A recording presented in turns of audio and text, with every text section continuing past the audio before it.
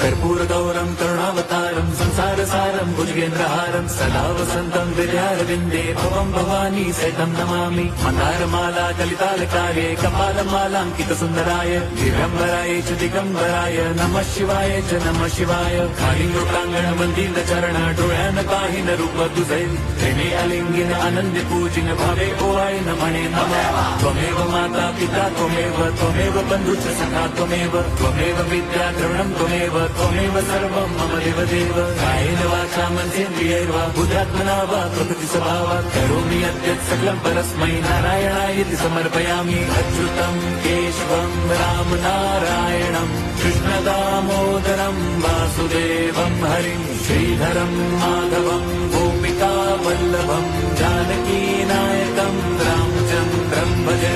Hare Ram Ram Ram Hare Hare Hare Krishna